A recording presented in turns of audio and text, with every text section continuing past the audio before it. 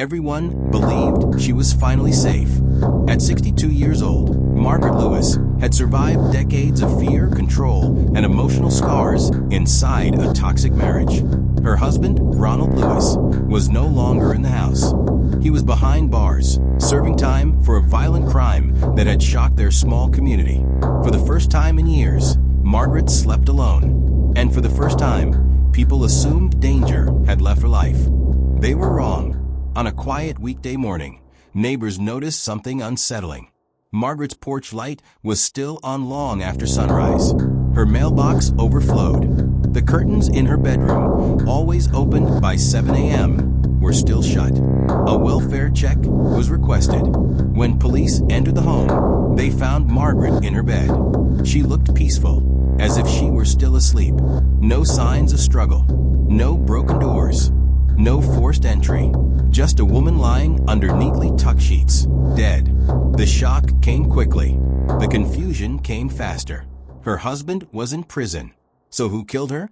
Margaret met Ronald in her late 20s. At first, he was charming, protective, and intensely attentive. But over time, his affection turned into control. Friends noticed how Margaret slowly withdrew. Phone calls became rare. Visits stopped altogether. Behind closed doors, Ronald's temper ruled the house. Police reports later revealed multiple domestic disturbance calls over the years, none of which led to permanent separation. Margaret stayed. Like many victims, she believed endurance was safer than escape. Everything changed the night Ronald was arrested for a violent offense unrelated to Margaret. The conviction sent him to prison for several years. For the first time in decades, Margaret lived without him. She told friends she could finally breathe. She was wrong again. Margaret's autopsy revealed the cause of death: suffocation. No drugs. No alcohol. No natural causes.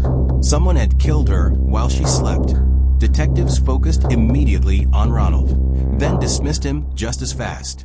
He had an airtight alibi.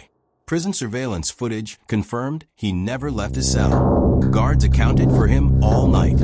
But investigators couldn't ignore one thing: motive. Ronald had repeatedly told fellow inmates that if he couldn't have his wife, no one would. Letters he sent to Margaret from prison were obsessive, alternating between apologies and threats. One ended with a chilling line: "Even prison walls can't protect you forever."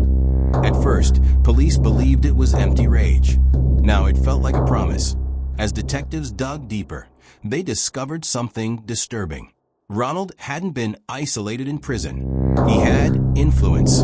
Phone records showed dozens of calls to the same outside number, belonging to a former cellmate released months earlier. That man, Daniel Price, lived just 15 minutes from Margaret's house. Daniel had no job, no steady income, but bank records showed a recent deposit, made days before Margaret's death, into his account. The money came from Ronald's prison commissary fund. Suddenly, the impossible became possible. Investigators believe Daniel entered Margaret's home using a spare key hidden beneath a flower pot, something Ronald knew about. Margaret never woke up.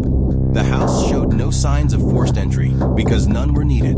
Daniel allegedly entered the bedroom, pressed a pillow over Margaret's face, and waited. By the time neighbors noticed anything wrong, the killer was long gone. Ronald had planned it all from behind bars. Daniel was arrested after DNA evidence linked him to fibers found in Margaret's bedroom. During interrogation, he broke.